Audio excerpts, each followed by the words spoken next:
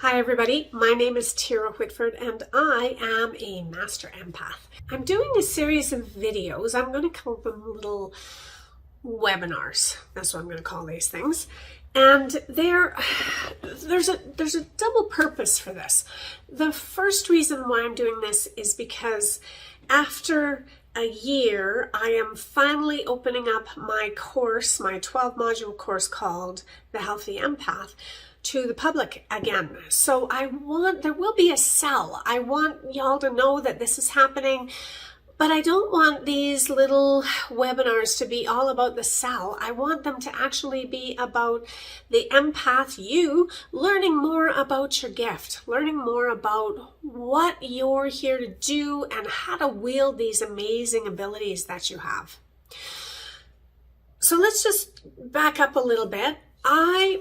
I have been an empath for as long as I can remember, and for those of you who don't know my story, just to kind of nutshell it and keep it really short and sweet, I had a calling in 2008 where what I think was angels came into my room, basically told me I was off path, that I had to do something more, and from that point, I started to do this spiritual practice.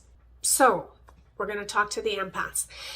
Now, what is an empath? Well, it's a good question. A lot of people, I didn't know what an empath was. I knew I had something. This stuff was kind of happening, but I couldn't have told you what it was or why it was happening or anything more about it. I couldn't even give it a name because I didn't know that there was a name for it. And when I was in my 40s, there was a man that saw me and he said, "You are the empath." And I had to go look up the word, and that's where I discovered what that meant. So let me just help you out. What it means to be an empath means that we have an ability. We can pick up the sensations of others. Okay? So we can pick them up in a couple of different ways, but we don't need to know anything about the people. We just pick up those sensations and we pick them up and they feel like they are ours. So when we pick up these sensations, we will try to justify why we're feeling this particular way when nothing normal or nothing tangible has happened. So I want to tell you a little bit about how we pick up as empaths. As empaths, there are three ways that we pick up. We pick up physically, meaning somebody maybe within close proximity, 10 to 50 feet from us, has an ache or a broken something, and we all of a sudden have an ache. Sometimes it's in the same area, sometimes it's in the opposite area. So Joe over there might have a broken right leg, but when I'm facing him, I might feel it in my left leg, or I might feel it in my arm. I might feel it someplace else. It's kind of a weird thing. It's not an exact science, but somebody is hurting and we will take that on. We'll take it on like we're hurting.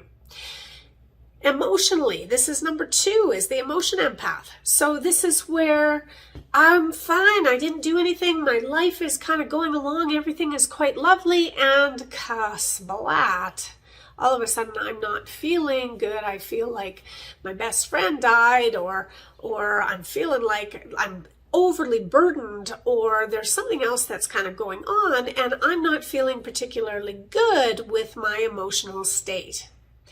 Now, again, we're picking that up from somebody else. We weren't like that before. There's no reason for us to be feeling that, so chances are we're picking it up from someone else. Then the third way that the empath can pick up is behaviorally, and this is kind of a tough one. This is a harder one to recognize. So when the empath picks up on somebody behaviorally, typically what that means is we are with somebody, we're in somebody's presence, and they're doing something that we wouldn't normally do, and suddenly we're doing it too. They're dancing on the table. All of a sudden I'm dancing on the table. Why am I dancing on the table? I don't dance on tables. So why am I dancing on the table?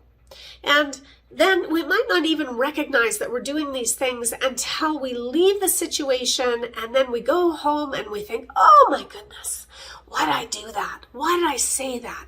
Why did I, whatever that was. Okay, so 3 different ways. We've got the physical, we've got the emotion, and we've got the behavioral empath. Those are some things that I want to give you today, just so that you can track where you are. Where on this scale are you picking up? Are you picking up on 1, on 2 of those, or on, like me, on all 3? Okay.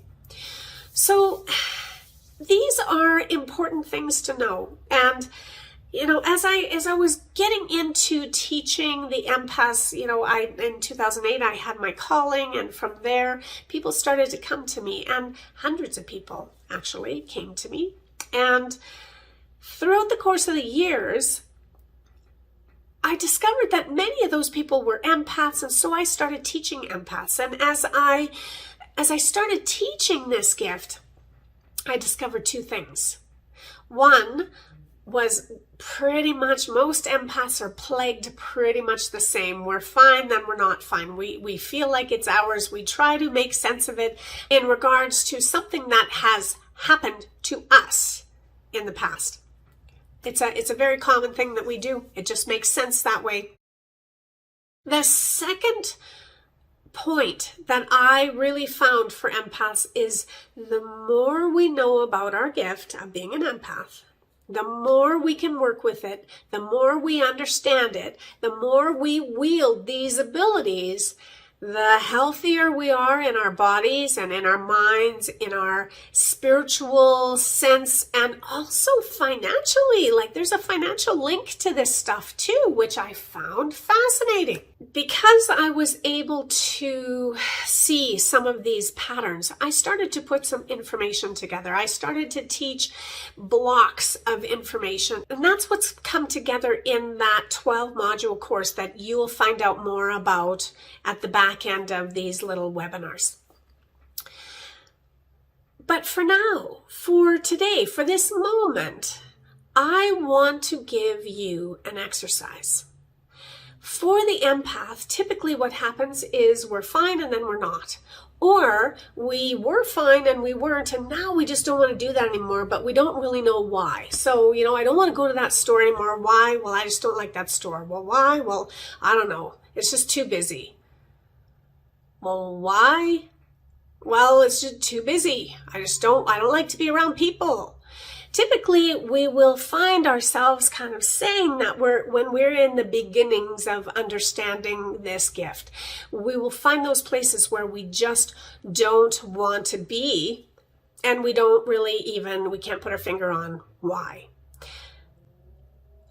I want you to start to become mindful.